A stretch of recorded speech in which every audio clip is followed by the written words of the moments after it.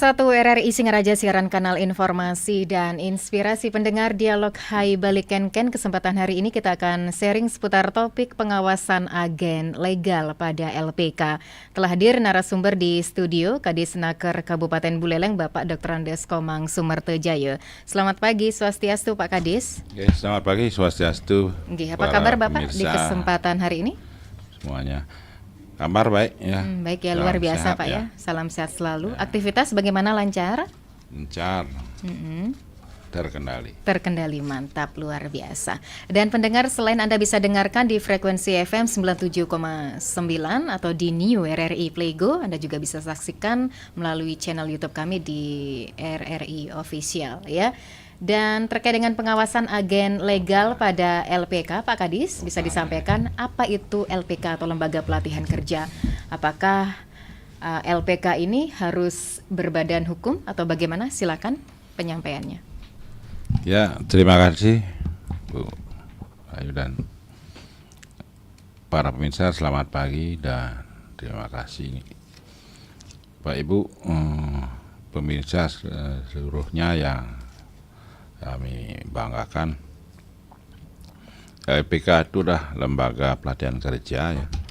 Dan LPK ini harus berdiri dan sudah berdiri di semua kabupaten kota ya di seluruh Indonesia, karena LPK ini adalah sebuah lembaga untuk mendidik calon-calon pekerja handal ya.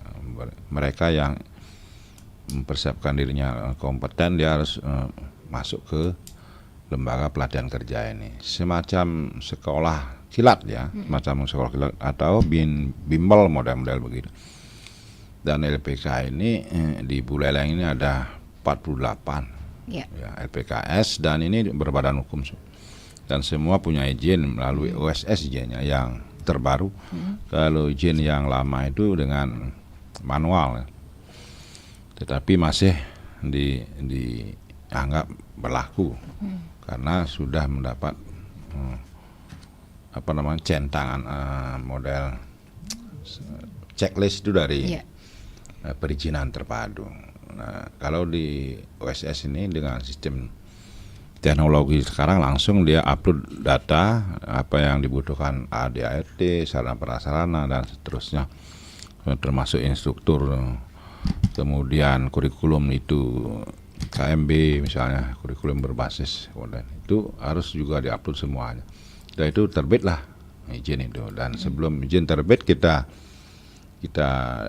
mendahului dengan rekomendasi dari Dinas Tenaga Kerja sesuai dengan Permenaker 17 tahun 2016 itu.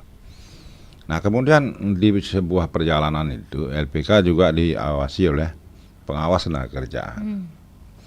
Pengawas tenaga kerjaan ini tenaganya ada di provinsi yang tersebar, tetapi ada orang Buleleng yang Pak Dewa Merdesedana ini dari Penarukan, dia pengawas tenaga kerja provinsi. Berarti masing-masing LPK ada berapa pengawasnya, Pak? Bukan setiap LPK ada pengawas. Satu pengawas itu mengawasi semua LPK. Di seluruh Bali, dan LPK seluruh Bali ini kan terbanyak itu di Badung dan Kodia, kemudian baru disusul Buleleng dan Gianyar ya. Nah, LPK ini diawasi oleh pengawas tenaga kerjaan provinsi Bali, bukan saya ya. Bukan kita, kewenangannya kita hanya memverifikasi, merekomendasi dan membimbing, memfasilitasi dan mengeksekusi jika terdapat kesalahan. Di sudut sanksi administrasi kita tampil di situ di di pasal, kalau tidak salah pasal 42 ya. Di situ disampaikan bahwa kita itu mengawasi dengan memberikan sanksi administratif ya. Pasal 22 ya. Bukan 42, pasal 22. Kalau bermasalah kita bisa mencabut izinnya, kemudian menghentikan pelaksanaan program pelatihannya, kemudian penghentian sementara pelaksanaan program pelatihan. Itu kita fungsinya di di pemberian sanksi administratif. Tetapi sanksi itu terbit ketika setelah dibina beberapa kali teguran, misalnya 1, 2, 3 tahapan itu tidak ditempuh, tidak diindahkan, dengan terpaksa kita berikan sanksi administratif. Tetapi 2 tahun saya di sini belum ada LPK yang kita beri sanksi, karena setiap 6 bulan, setiap 3 bulan itu ada laporan dengan sistem online itu terpusat dari sistem, sebuah sistem di connect dia semua LPK masuk di sistem. Nanti itu ada item-item yang harus dijawab setiap bulannya gimana, setiap 3 bulan bagaimana, setiap 6 bulan. Biasanya itu kita minta laporan, dan ini kita baru-baru ini kan sudah dibentuk DPC HELSI namanya, himpunan lembaga pelatihan seluruh Indonesia, yang cabangnya DPD-nya di kabupaten kota. Kalau di DPD provinsi sudah, DPC-nya di sini Pak Subawu ketua LC-nya. Itu perannya sejauh mana, Pak? Ketua LC ini mengkoordinir teman-temannya ke setiap bulan, termasuk saling sharing, kemudian saling memberi positif, memberi motivasi, dan tidak boleh saling menjatuhkan. Dan DPC ini berfungsi juga mengecek, ikut sebelum memberi rekomendasi, beliau juga ikut terjun ke lapangan.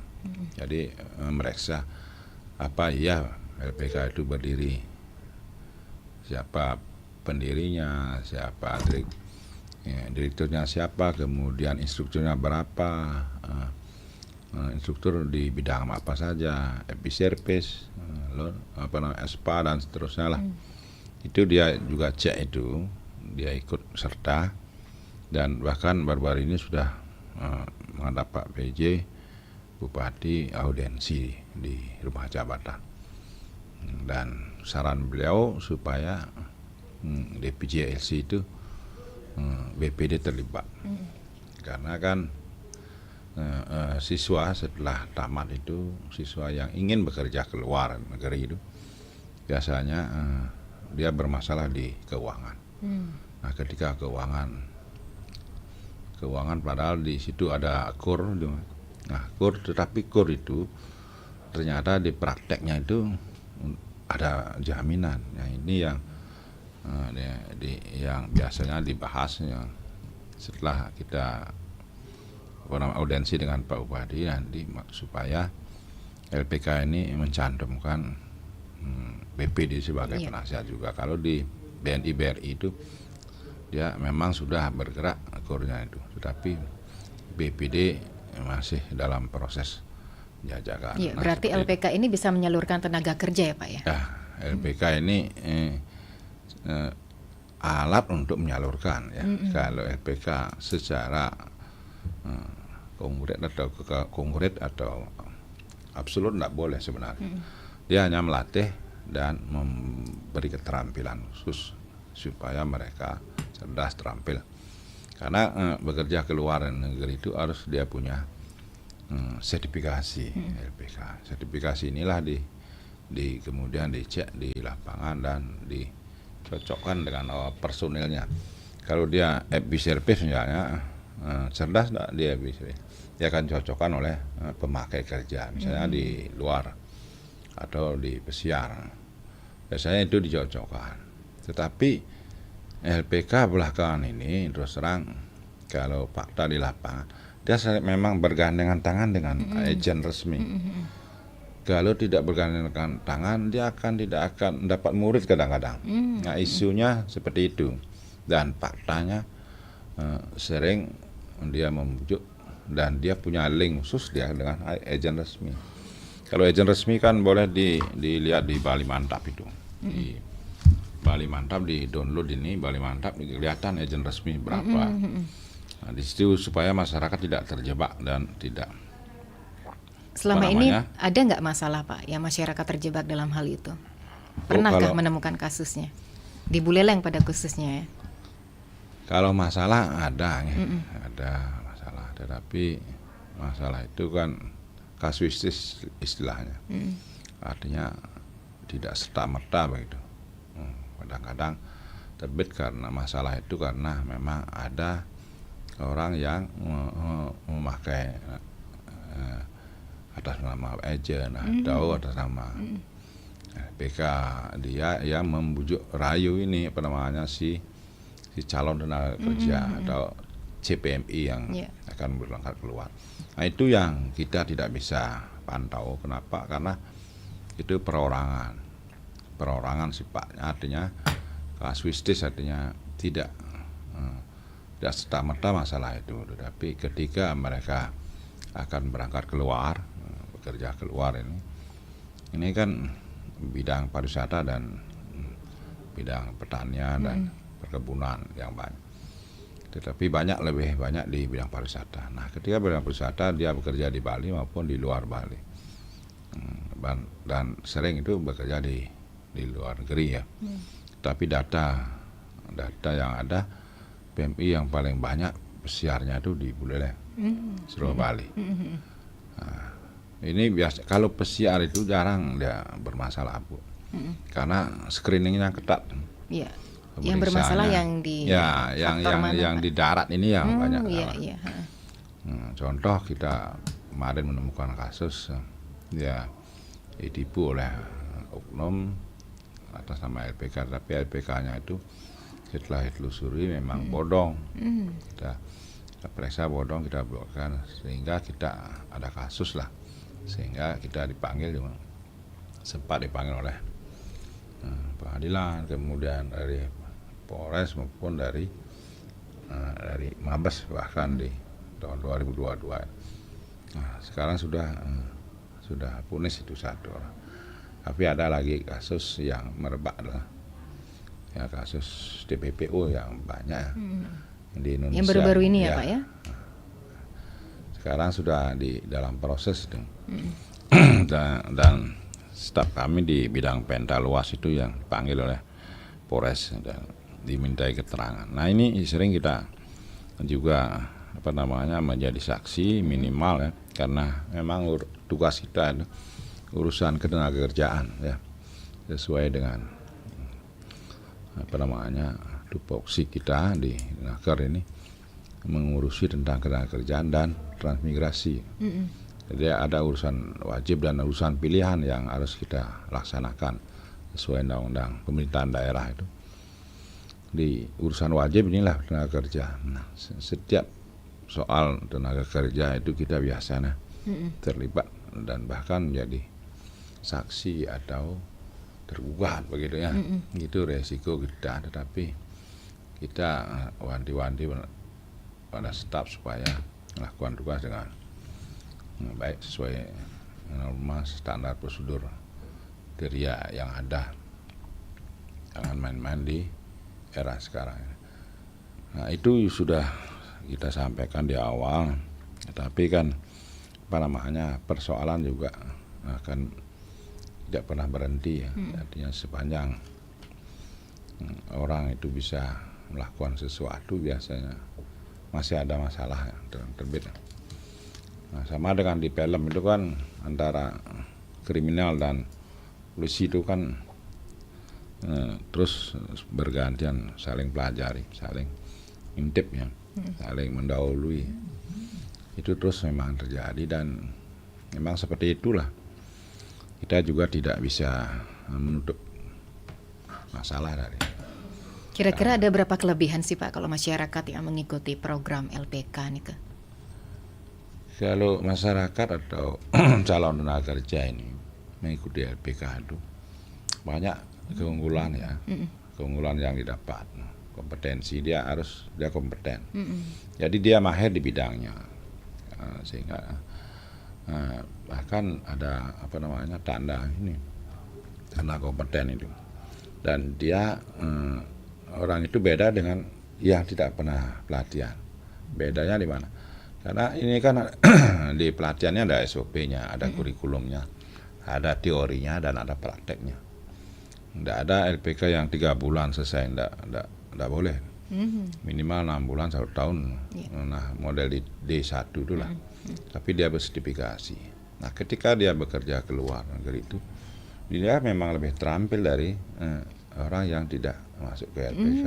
Ya sudah Jadi, terbukti ya ya, berarti Pak ya.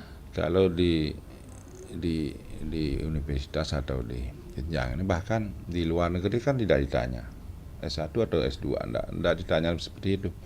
Tapi dia kompeten apa tidak, dia mahir apa tidak di bidang, misalnya ya, siar bidang apa misalnya, housekeeping, dia mahir tak, dia housekeeping.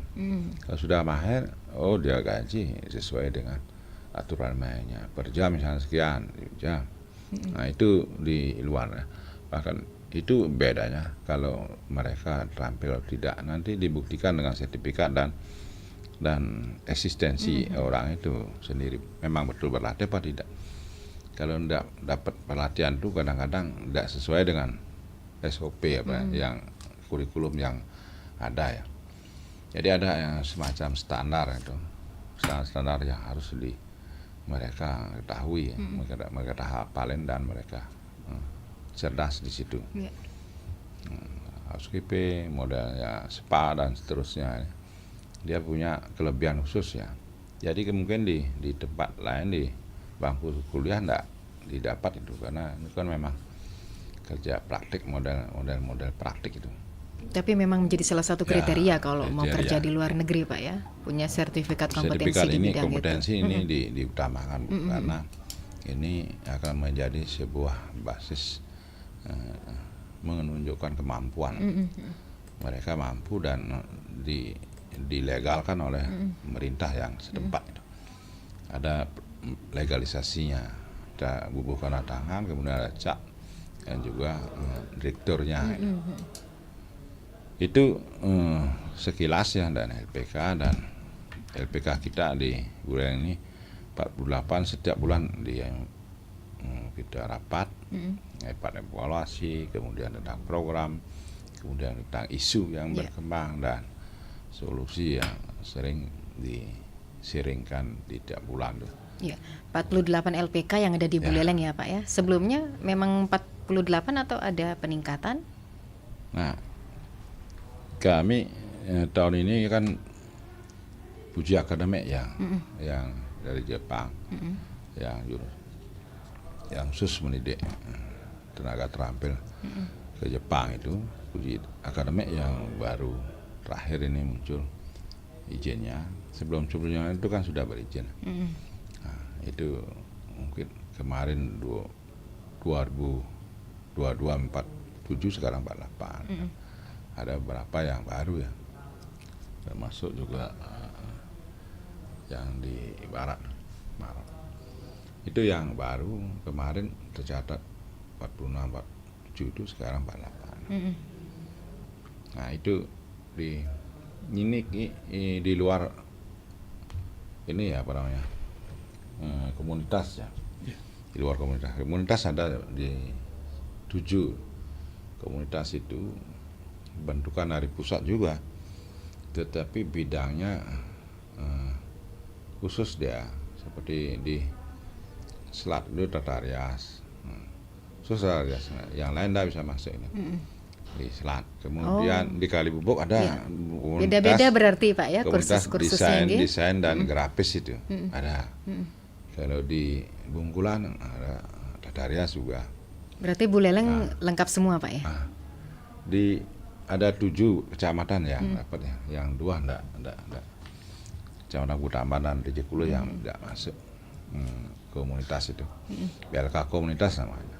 Selain BLK komunitas ada juga BLK kita di unit kerja kita di Kalibubuk itu kan. Apa beda BLK dengan LPK Pak? Kalau BLK itu sudah dibiayai khusus ya. Kalau BLK itu ada seperti kita lah, Kementerian Kerja atau Dinas Kerja kan, setiap tahunnya itu lembaga itu dibentuk untuk mewujud nyatakan urusan yang menangani ketenagakerjaan dan transmigrasi, sehingga setiap tahun memang dibiayai dari APBN. Nah di BLK itu juga seperti itu, kita usulkan setiap tahun apa yang tren di di masyarakat sedang tren misalnya las, audio. Zamannya COVID tuh kebanyakan berkaraoke. Akhirnya audio rame. Karena rame muncul kebutuhan, kita kita inventarisir, kita klasifikasi, kita usulkan ke pusat. Tapi pusat itu di bawah koordinasi di Bali ini, di bawah BLK Lombok Timur. Lombok Timur. Kita usulkan biasanya tiap tahun dikasih, karena di Buleleng itu satu BLK-nya itu representatif ya, hektaran, gedungnya, alat-alatnya juga. Kedua memang dari sisi uji kelayakan dan teknisnya ini setiap tahun kan dievaluasi oleh Dirjen Latas, Biro Latas itu di Kementerian Kerja. Setiap tahun dicek. Tahun lalu langsung ke sini ke BLK. Tahun ini juga ke sini. Nah, setiap tahun dicek, diuji, disandingkan kebenarannya, kemudian outputnya ini ditelusuri. Nah, sehingga BLK ini biayai oleh APBN. APBN dan APBD. Tahun ini ada APBD 2, tahun lalu 1 APBD dibantu. Ada program 9, 10. Tetap ada las yang rame, las, audio, spa, kemudian buatan kue, kemudian sepeda motor, injeksi, ini pelatihan. Itu tetap kita dikasih karena basis kita, data kita memang banyak setiap tahunnya kebutuhan itu, dan itu dicek dan dipotret oleh pusat melalui dirjennya. Seperti itu. Pembiayaan saja Pak ya yang membedakan ya Pak ya. Pembiayaan dari APBN-nya tetap dikasih kita. Saya 2 tahun di situ tetap dikasih. Dan syukur di BLK lain biasanya lebih sedikit dia dapat. Karena luas wilayah kita, kemudian dicek juga data kemiskinan, data pengangguran itu dicek juga oleh pusat, disandingkan ke BPS datanya. Makanya setiap tahun kita dapat, dan syukurlah dan terima kasih kita dapat Pemda Buleleng ya, karena semakin banyak orang terlatih, semakin banyak penurunan angka pengangguran. Betul. Ya, dia kalau sudah dilatih itu tidak ada yang menganggur lagi. Ya, tetapi yang masuk atau mengikuti program LPK otomatis harus siap duit juga ya Pak ya. Kalau LPK kecuali BLK ya memang dari APBN begitu. Bisa dia wirausaha mandiri, Yeah. bisa dia bekerja, atau bisa dia join dengan ini apa namanya, hotel, restoran. Biasanya itu jebolan-jebolan di BLK itu biasanya kita telusuri tidak ada yang menganggur lagi. Nah, itulah syukurnya, beruntungnya kita kalau dapat bantuan dari pusat ini, APBN, dan APBN tetap mendapat ya setelah kami pelajari di situ. Oke, ya kita juga menantikan atensi pendengar ya Pak Kadis ya di 24644 ataupun ke via WhatsApp-nya Pro 1 di 0811 3999 790. Pendengar, kita sharing ya seputar topiknya pengawasan agen legal pada LPK bersama narasumber Kadisnaker Kabupaten Buleleng Bapak Dr. Andes Komang Sumertejaya. Jadi selain Anda bisa dengarkan melalui frekuensi FM 97,9, Anda juga bisa saksikan melalui channel YouTube official RRI tentunya ya. Sembari menantikan atensi pendengar, Pak Kadis mohon izin. Wah, tapi sudah berdering Pak Kadis ya. Kita sapa penelpon dulu ya. Selamat pagi.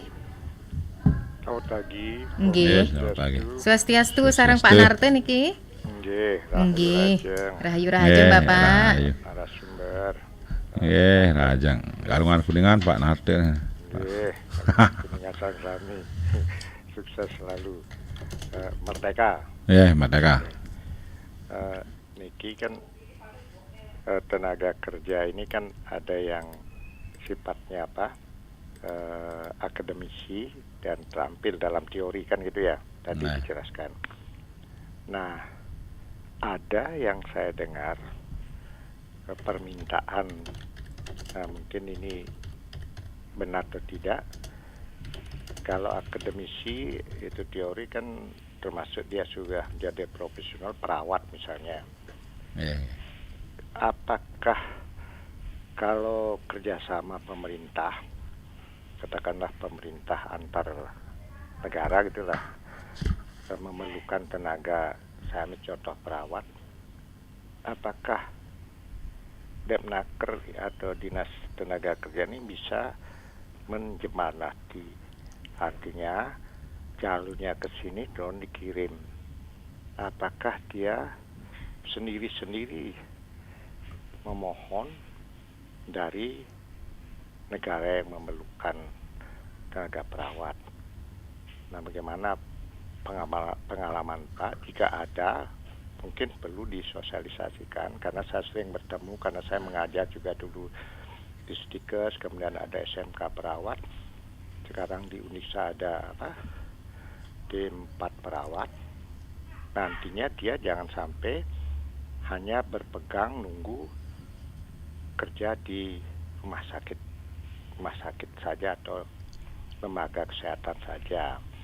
Jadi ini karena hubungannya ke luar negeri, gimana menjembatani, itu pertama Pak ya.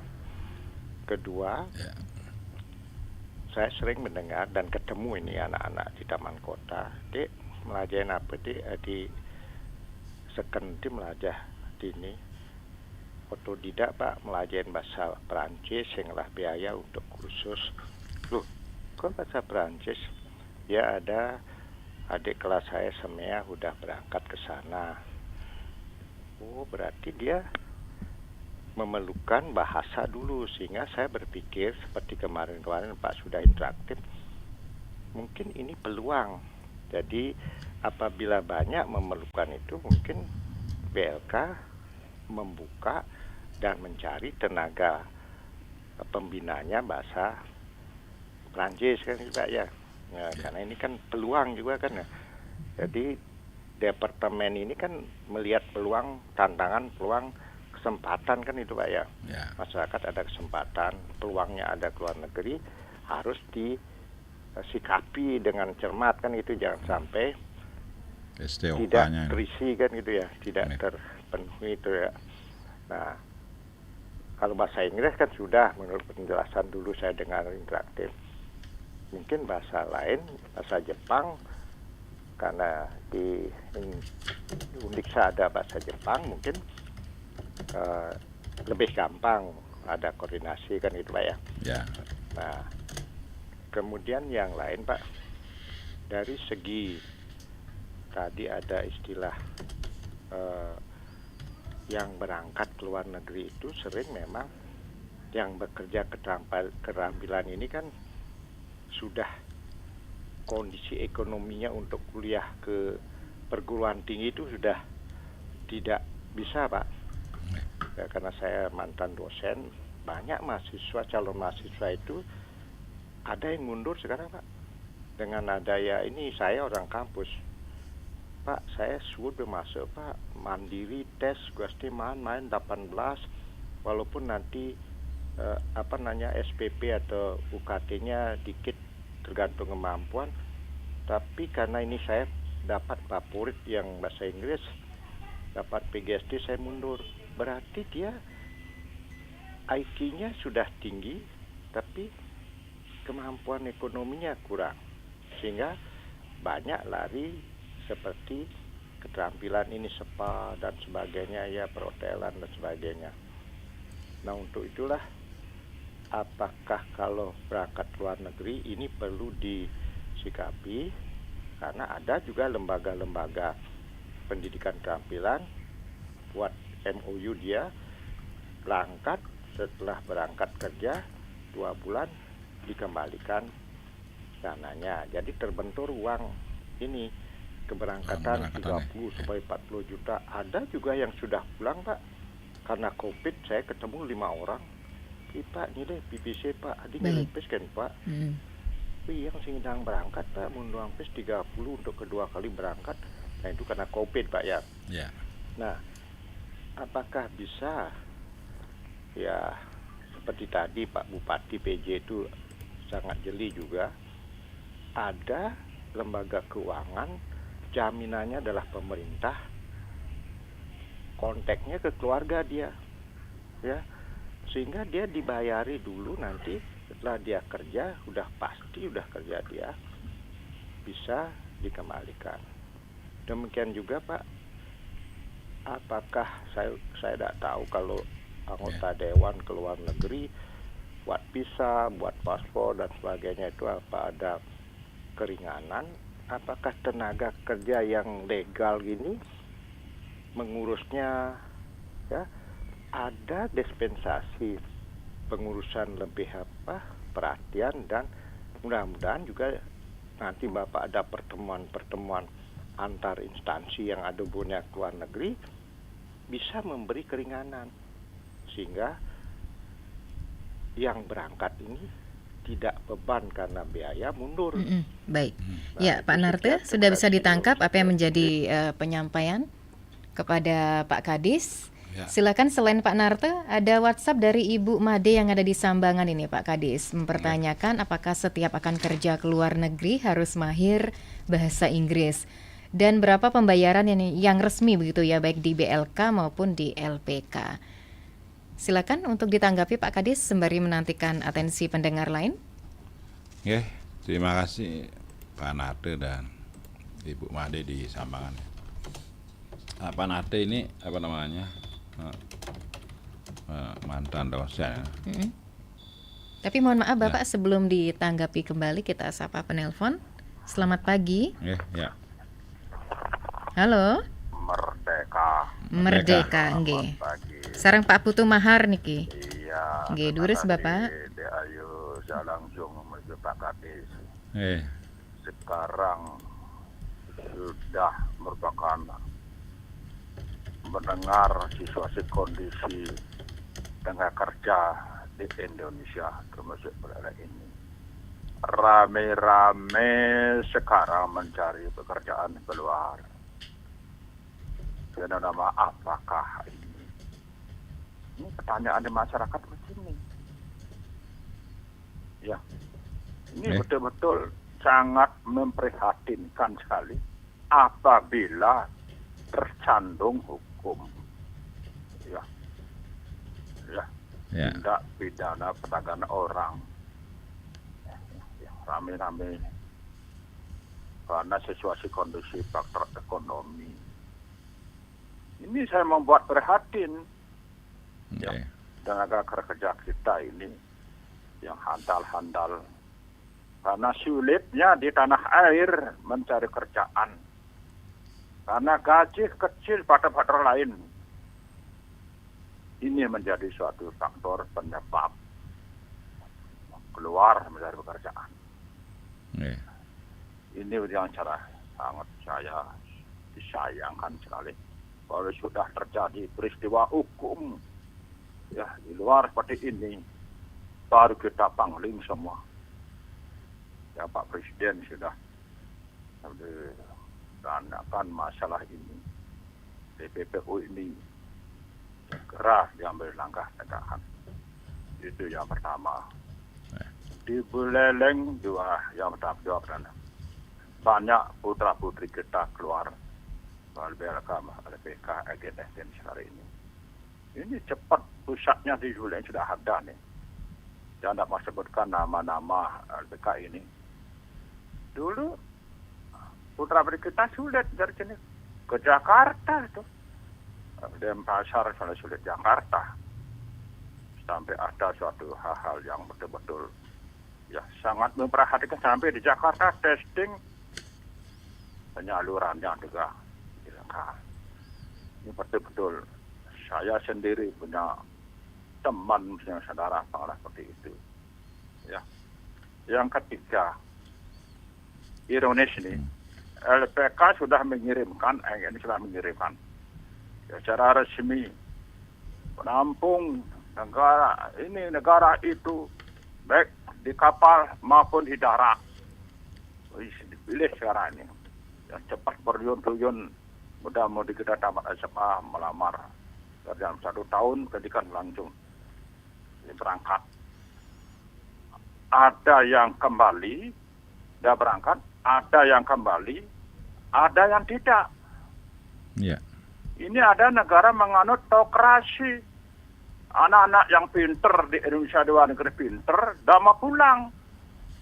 Tidak mau pulang, tetap jadi Indonesia, tidak mau, tidak keluar, dia kerja, tetap kerja di luar. Ini negara-negara yang menganut teokrasi, yang pinter-pinter, hebat-hebat. Dari kita ini diterima. Berubah menjadi warga negara, dua ada kembar, dua kenegaraan. Negara Indonesia, satu negara tempat ini. Ini pengawasan ini harus diperhatikan. Kalau jelek, ya buruk jeleknya. Jadi suatu negara seperti Indonesia, kalau itu tidak lengkap paspor atau visa dan sebagainya sudah habis, apa terjadi? Nah, ditangkap, dideportasi. Ini banyak terjadi yang tidak mau kembali. Kalau lengkap bisa diterima menjadi satu warga negara di sana, aman. Ini saya dengar media ini. Tolong Bapak Kadis, saudara ini waspadai. Ini sudah menjadi suatu fenomena internasional zaman global zaman ini sekarang ini. Semoga apa yang saya sampaikan dan teman-teman tadi, ya tolong jangan dianggap enteng.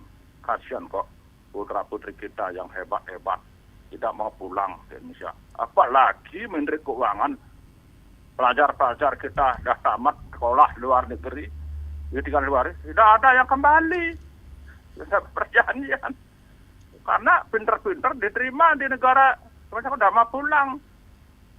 Bukan saja yang Menteri Keuangan, ini saja dah di swasta sudah semeraut ambot arur. Bagaimana dengan pengawasan? Ada perlindungan hukum, badan hukum di luar negeri. Siap warga negara dilindungi baik dalam luar negeri. Pada hukum internasional tuh, Menteri Luar Negeri penjajah itu. Apa terjadi? Inilah saya sampaikan Bapak. Mudah-mudahan ya semua ini apa yang katakan saya, kalau salah maaf. Kalau ini ada benar kata-kata ini, saya ini sampaikan ini. Tolong dicek apa betul apa tidak. Selamat bekerja. Merdeka. Ya, Baik, terima kasih Pak Putu Mahardipe atas atensinya ya. Pak Kadis mohon izin kita jeda sejenak Pak ya. Nanti akan dijawab ataupun ditanggapi dari kedua penelpon dan satu WhatsApp di Pro 1. Pro 1. Kakak, aku mau nanya nih. Apa sih? Mengapa Pancasila itu dikatakan sebagai pedoman ya? Oh, itu artinya semua peraturan atau undang-undang yang berlaku di Indonesia tidak boleh bertentangan dengan Pancasila. Oh, terus kalau Pancasila dikatakan sebagai ideologi terbuka? Ideologi terbuka maksudnya Pancasila dapat diartikan sebagai ideologi yang dinamis, mampu bertahan mengikuti perkembangan zaman, mampu menempatkan nilai dan ajarannya walaupun zaman telah berubah tanpa mengubah sifat dasar dari tepat sekali. Karena memiliki sifat terbuka, ideologi Pancasila tetap diterapkan di masa mendatang walaupun zaman sudah berubah dan berkembang. Pancasila adalah ideologi dasar bagi negara Indonesia. Pancasila merupakan rumusan dan pedoman kehidupan berbangsa dan bernegara bagi seluruh rakyat Indonesia. 3, 4, 1, 2, 3, 4. Pada merah putih, hormat gelap. Tegak gelap. Ngapain tuh, Ming? Tidur Homai pernah lihat. Ada gelak jalan, ada hormat bendera. Orang bermain sibuk. Oh, itu upacara bendera sayang. Saat hari-hari besar nasional seperti 17 Agustus, kita peringati dengan upacara bendera. Oh, 17 Agustus ya Bu ya. Itu kan ulang tahun Indonesia. Betul sayang. Setiap 17 Agustus kita peringati sebagai Hari Proklamasi Kemerdekaan Republik Indonesia. Indonesia selamanya.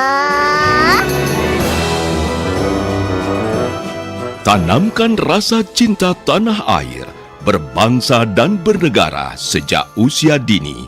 Pesan ini disampaikan oleh RRI Pro 1. Sibuk banget bro, tuh handphone dipencet mulu dah. Iya nih, lagi kirim-kirim salam, sekalian request lagu di radio. Seru juga loh. Beneran? Jadul banget masih main radio. Radio nggak semua jadul kok. Mau kirim-kirim salam atau sekedar request lagu di radio via telepon, bisa banget. Bisa lewat WA, Facebook, dan Instagram. Cari aja di media sosial kalian RRI Singaraja. Ikuti perkembangan lagu, nuansa budaya, dan berita-berita terkini hanya dengan satu kali sentuhan. Eits, ada aplikasinya juga loh, RRI Playgo.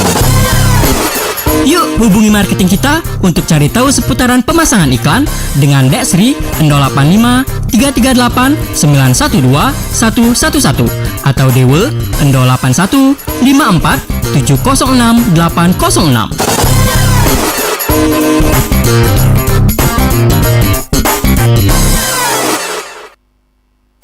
Dunia tidak dalam suasana normal, global tidak dalam suasana normal. Krisis energi, krisis pangan, krisis keuangan sudah mulai melanda beberapa negara. Masyarakat Bali pada umumnya itu pintar-pintar banget. Ada yang bisa bikin ini, ada yang bisa bikin itu. Karena kendala lah mereka membuat mereka males. Karena apa? Satu permodalan itu yang pertama. Iya, modal. Jadi konsep energi bersih yang paling baik adalah yang sesuai dengan sumber daya alam yang dimiliki oleh negara tersebut. Jadi dalam hal ini karena Indonesia ini negara kepulauan, maka konsepnya bukan lagi konsep interkoneksi. Kalau pulau-pulau yang besar mungkin bisa ya Sumatera, Jawa. Tetapi begitu kita bicara Indonesia Timur, maka itu harus menggunakan kearifan lokal. Simak pembahasan topik yang menjadi isu terkini dalam dialog Hai Bali Kengken jam 9 hingga jam 10 pagi di Pro 1 RRI Singaraja, siaran kanal informasi dan inspirasi. 97,9 FM, 101,2 FM, dan AM 1080 kHz. Pro 1 RRI Singaraja, kanal informasi dan inspirasi. Pendengar masih di Hai Bali Kengken seputar topik pengawasan agen legal pada LPK. Mohon izin Pak Kadis untuk dijawab ataupun diapresiasi apa yang menjadi penyampaian Pak Narte, Pak Putu Mardipe maupun Ibu Made yang ada di Sambangan. Silahkan.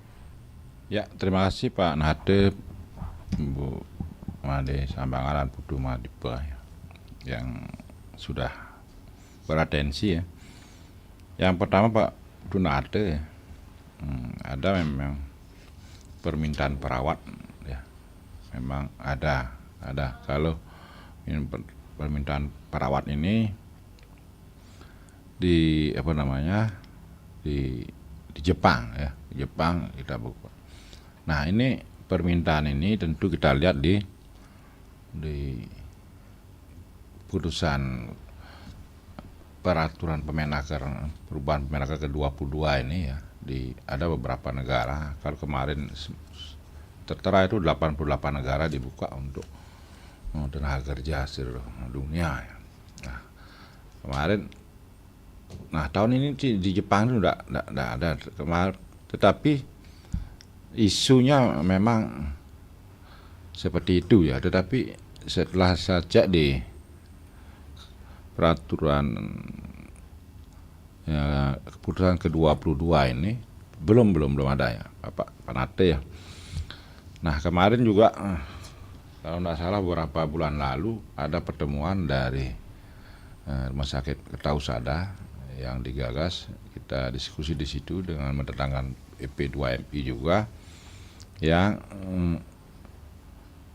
mengabarkan ada permintaan perawat ya.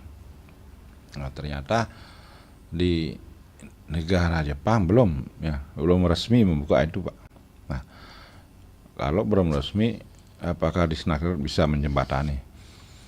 Nah kalau peran kita Pak Nate ya, ini kan skema penempatan tenaga kerja ke luar negeri itu ada G2G, P2P, G2P dan juga mandiri.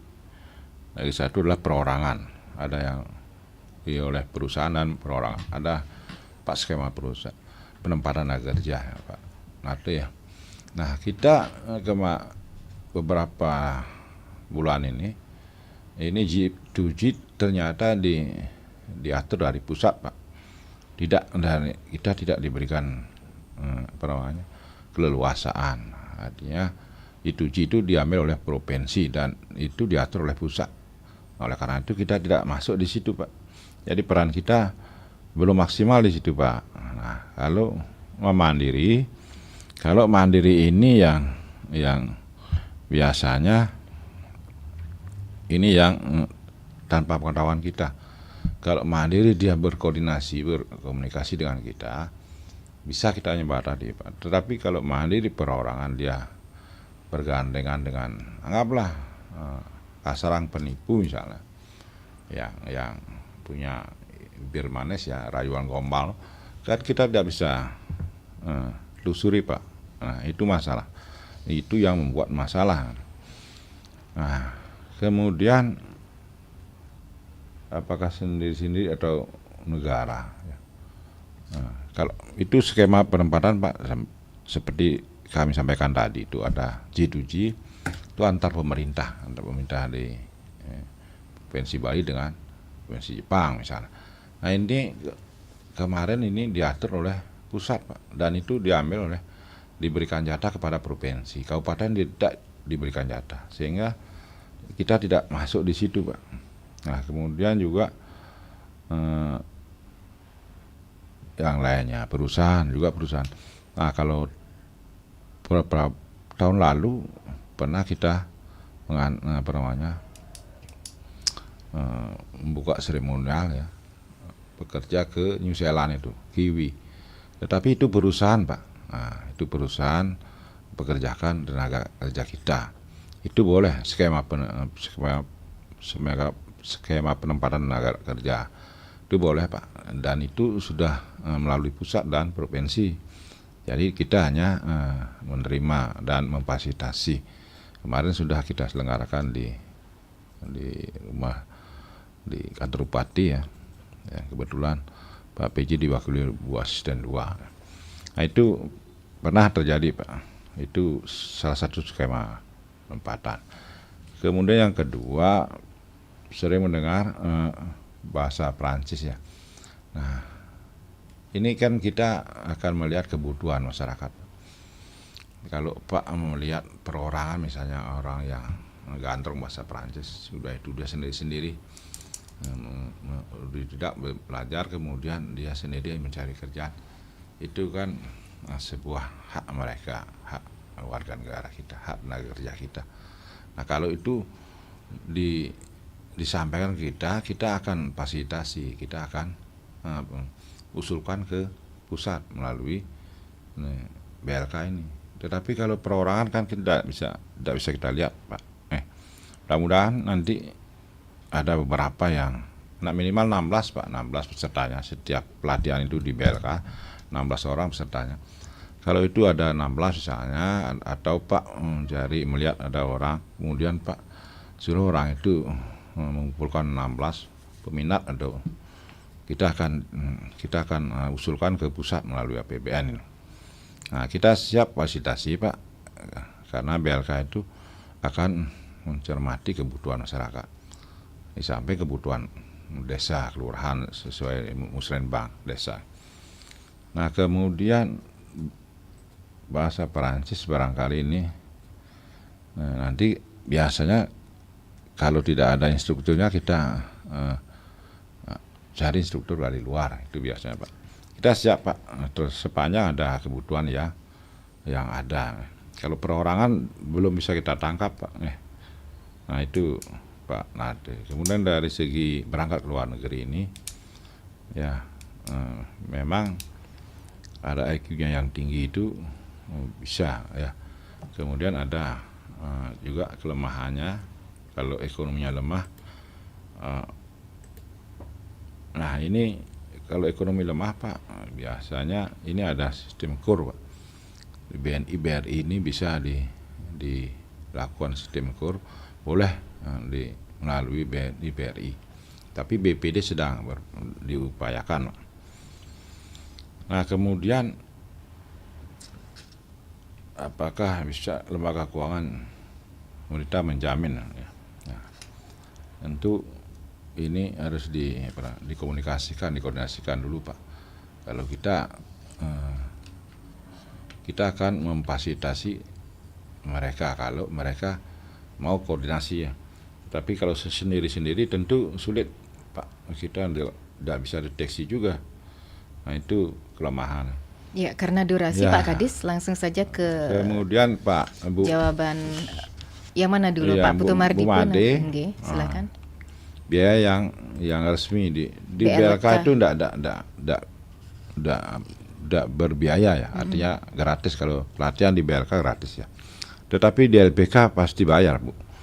Yang namanya kursus itu pasti bayar, cuma itu besarannya silahkan di masing-masing LPK. Kalau LPK HI misalnya tahu di situ Bu. Kita enggak tahu itu besaran jumlahnya. LPK Monak dan seterusnya itu enggak kita tahu besarannya dan tidak perlu kita sampaikan di sini karena kan itu otonomnya LPK. Nah, kemudian Putu Mardika ya. Satu lagi Bapak belum terjawab, apakah harus mahir bahasa Inggris kalau kerja ke luar negeri? Yang ditanyakan sama Bu Made. Kalau bahasa Inggris ini ya minimal bahasa Inggris. Minimal bahasa Inggris dikuasai ya Pak ya? Ya artinya paling tidak ya conversation lah. Yeah. Percakapan ini yang bisa dikuasai. Kan gampang orang Kubo dan Kute dulu enggak pernah pelatihan juga bisa kan. Ini yang sering dikomunikasikan bisa dah cepat biasanya di conversation. Nah kemudian Pak Putu Mardika ya situasi kondisi nah kan termasuk global Indonesia dan global ini kan besok ada ini lagi Presiden juga melalui Polri ada sosialisasi dan edukasi di Kabupaten Buleleng 1 hari ya. Besok hari Rabu itu memang ada banyak kasus TPPU di Indonesia dan ada suratnya dari pusat. Tapi leading sektornya sekarang adalah di KWBP ya. Nah, besok ada pertemuan itu mengundang 60 tokoh. Di situ akan diedukasi. Nah, kita juga yang mau berangkat kita wanti-wanti Pak untuk memberitahu supaya mereka berhati-hati ke luar negeri karena ke luar negeri itu tidak segampang yang kita bayangkan. Ada hal-hal yang harus diperhatikan ya. Seperti penguasaan bahasa, kemudian juga teknik bagaimana mengedepankan etika di situ dan karakter kita diuji juga. Nah, kemudian kalau ada yang hebat tidak kembali dari tenaga kerja kita hebat. Ini kalau negara bisa kita lihat di negara kita Indonesia maupun di global ya. Memang kan itu Indonesia namanya yang kita banggakan yang sudah merdeka sekarang 8. Nah, seperti itu memang ya. Ada yang hebat tidak mendapat pengakuan di sini atau belum mendapat pengakuan sehingga mereka bekerja di luar. Nah, itu hak mereka juga. Tetapi bagaimana mendapat pengakuan di Indonesia tentu ini semua punya aturan main dan strategi sendiri. Kita tidak bisa menerobos bagaimana sih Kementerian Keuangan itu mencari orang-orang yang hebat di bidang keuangan. Itu kan ada aturan main sendiri. Nah, oleh karena itu barangkali nanti disiapkan usulan rekomendasi dari perorangan melalui melalui lembaga, usulkan ke pusat supaya orang-orang hebat itu jangan sampai di luar bekerja di negerinya sendiri, menjadi tuannya di negeri sendiri dan bisa mensejahterakan masyarakat. Kan itu tujuan pembangunan kita. Tapi kan kembali lagi sistem yang beda-beda ini kan sistem perekrutan maupun hal-hal lain itu kan kita tidak bisa campur tangan di situ ya. Ini keputusan kebijakan negara, kemudian peraturan departemen itu kan kadang-kadang sih mereka otonom ya. tidak bisa kita campuri.